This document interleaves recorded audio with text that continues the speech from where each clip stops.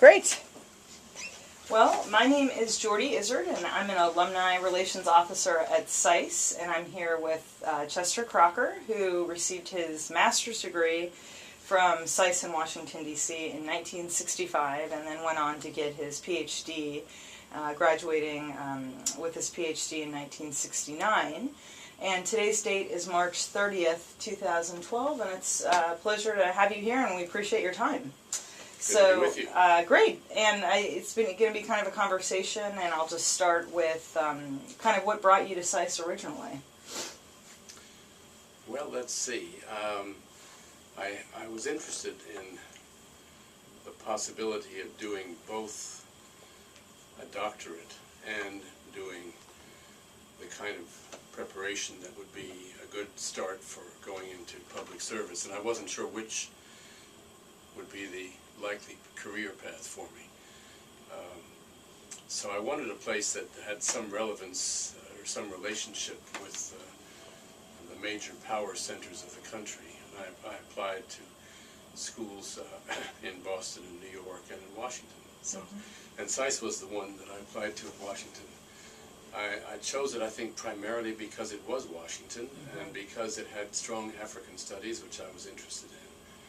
Although that wasn't necessarily the only thing I wanted to do, but it did have an African Studies program. I had a Woodrow Wilson Fellowship, so I could kind of pick and choose, you know, and it was very nice in that sense. I didn't know Washington at the time, but I thought that might be an interesting place to be. When I came to Washington in 1963, I think there was one French restaurant in town. It was a very different city than it is today, and SAIS had just moved from the Florida Avenue campus, which you can't even find a plaque anymore, I don't think, for to where it is now on Massachusetts Avenue. But SAIS advertised itself, and I think accurately, as a place where you could both get trained for careers in government, out of government, in the public sector, in the private sector, lots of different possibilities. It was a broad gauge message, and the people who were teaching there were people, as I recall, who were pretty household names, and that attracted me too. I remember seeing names like Robert Osgood and Arnold Wolfers and George Lischka and people like that who were teaching in the IR field. And then, of course, in the African Studies field, there were some names as well that I recognized. So that seemed like a good combination. And I think the relationship with Christian Herder also made a bit of a difference for me too. So. In what way? Just the name and the fact that it was a school that he had a strong relationship with and helped to support. And what are some of, when you came to SAIS, what are some of your memories of being there? I guess both in your master's degree and through your PhD. Well, I'll start with the master's. We had a strong cohort. It was overwhelmingly male students at that time, and I look back on it now and I think to myself, the world is very different because today's entering classes at Georgetown's Master of Science in Foreign Service or at the SAIS entering class is probably more than half women, and it's just that's the way it ought to be, but it's not the way it was. So anyway, I look back on that, and I think there may have been 10 women in the class. And I married one of them. So, and I remember what a strong social environment there was in terms of people getting to know each other in the SAIS cafeteria. It was a good size of community, I thought. I have particularly strong memories of a few instructors and classes, as everybody does probably. You know, I remember the seminars where we'd be called upon every class meeting to present on something. We had fabulous language instruction, and I think if anything was just the top of the tops from my perspective about the quality across the board. I did both French and German, and we really learned how to speak the language. I mean, it was terrific, and unlike the kind of instruction you typically get, which is more passive, this was active. I remember being grilled on my French oral and being asked in French what was the price of lead on yesterday's Paris closing on the commodities exchange. And they handed me a Le Monde, and I had to read out of Le Monde and try to figure out what is anyway. I feel like I've literally heard someone else say something very similar to that. It's funny. Yeah. Yeah. So that was an experience. We had a first-year seminar, which I think was called something like America and the World, but we called it the Wide World because there was a different guest speaker every week, and it was a little bit of that you were getting a little bit of everybody's favorite lecture, but it was interesting, and it kind of connected us to the world of foreign policy, and so that was a positive memory. We had very good instruction in diplomatic history, which is interesting. Today you don't see that much diplomatic history as a requirement. To me, back then it clearly was.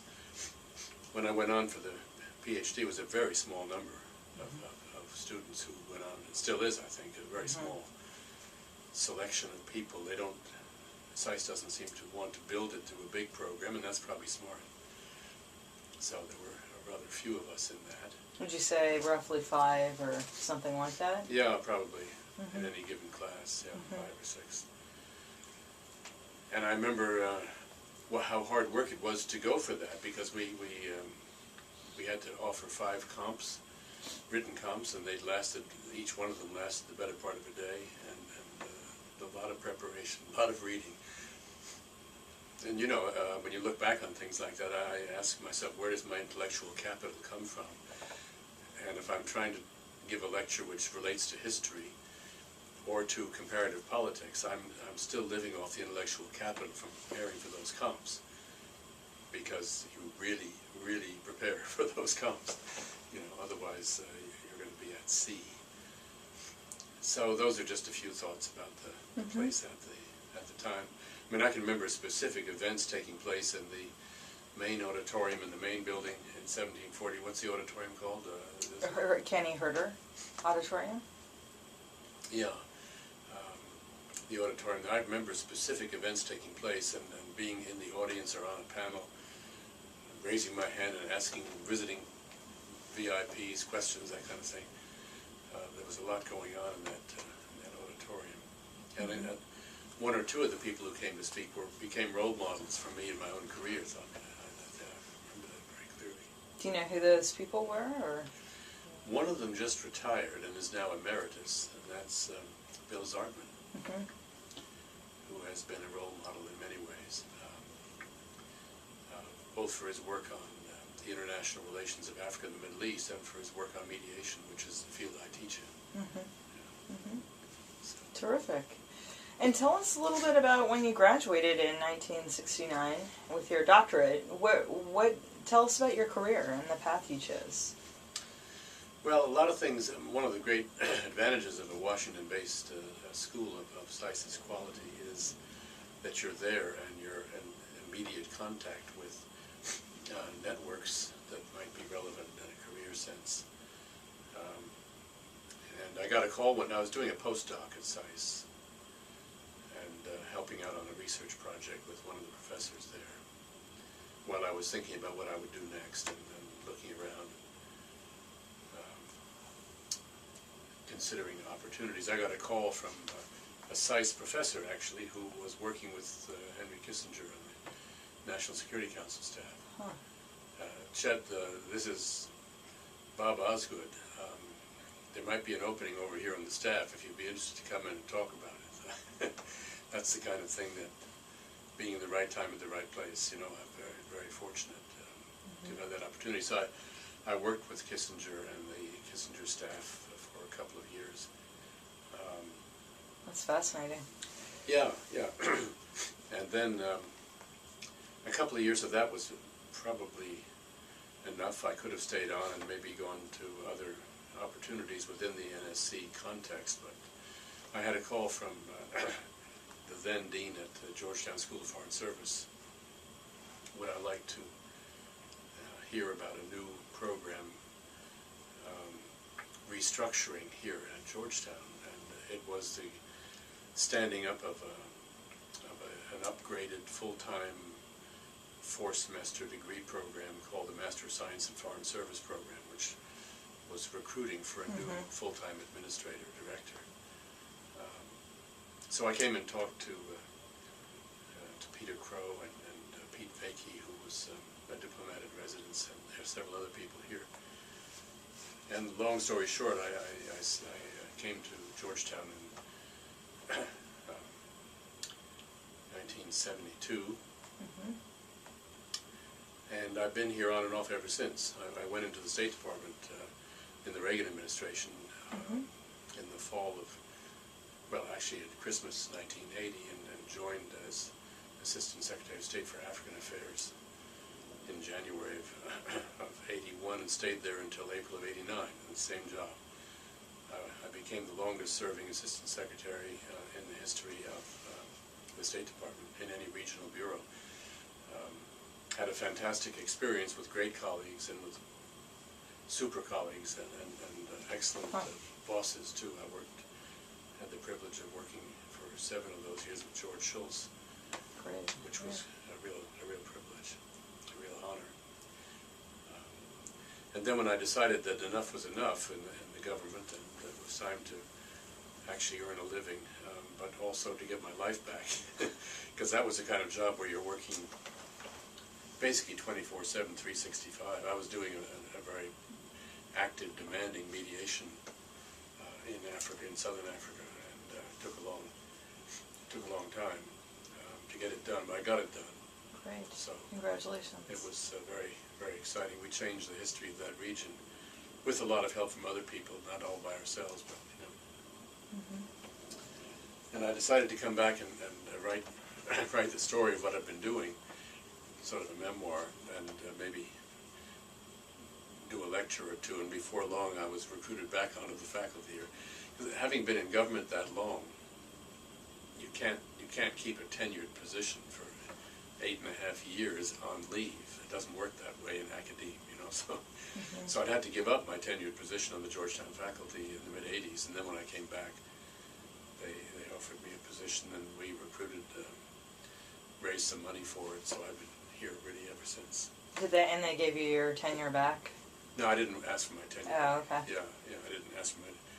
Being a tenured faculty member means that you have to go to a lot of faculty meetings and do a lot of those kind of tasks, which I had been there and done that already. You know? Didn't want that back again. I didn't need that back, but I wanted the opportunity to teach and have the independence to write and do research.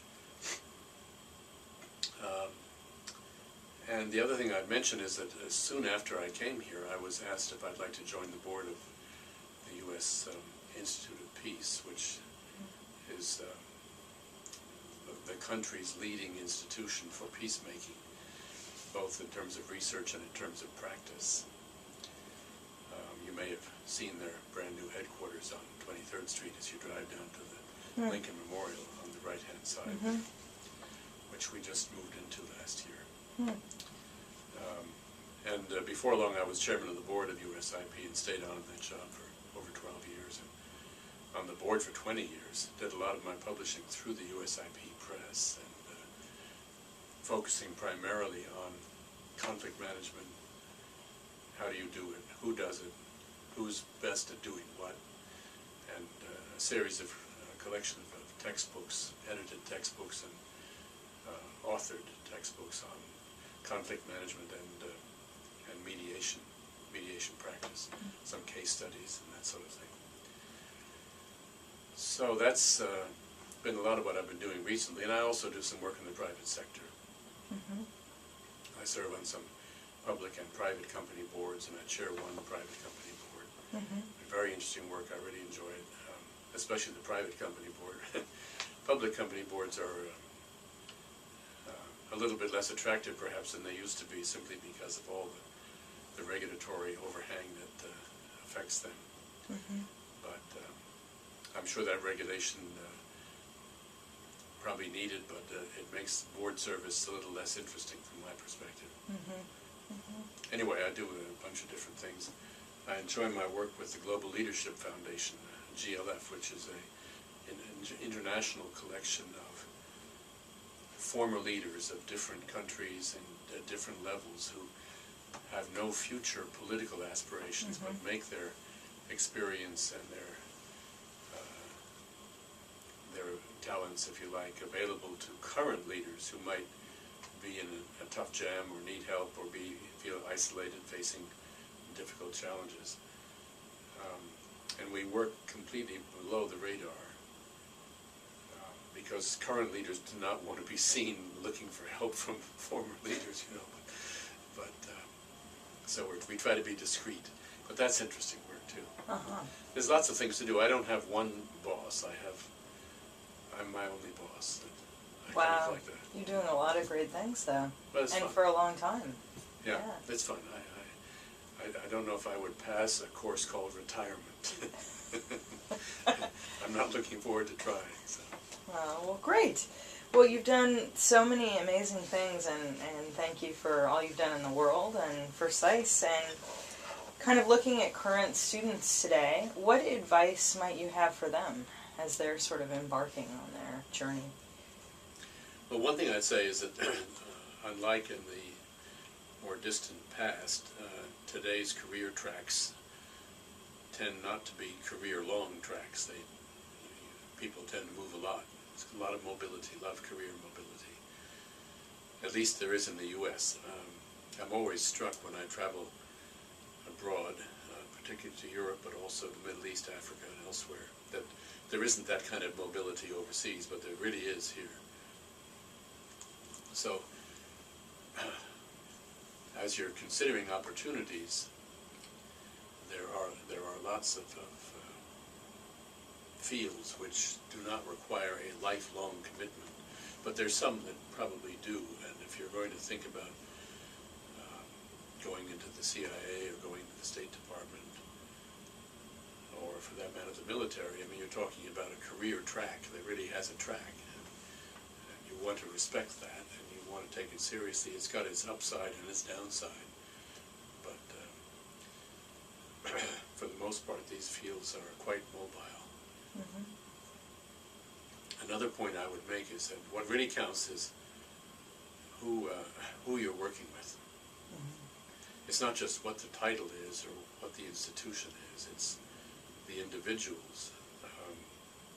And you want good mentors and good colleagues. By good, obviously, I mean people of quality, people of integrity, people you can learn from, and people who care about people. Not everybody in competitive, elbows-out Washington cares about people. Or, I should put it the other way around, a lot of people in elbows-out Washington care about numero uno only. So one has to get the measure of people. Which is hard to do because usually you're being interviewed, not them. But anyway. Well, thanks. Yeah, those are just a few thoughts. That's great. Well, we really appreciate your time. And thanks so much for participating in the project, and we look forward to being in touch with you soon. Good. Thank you. You're welcome.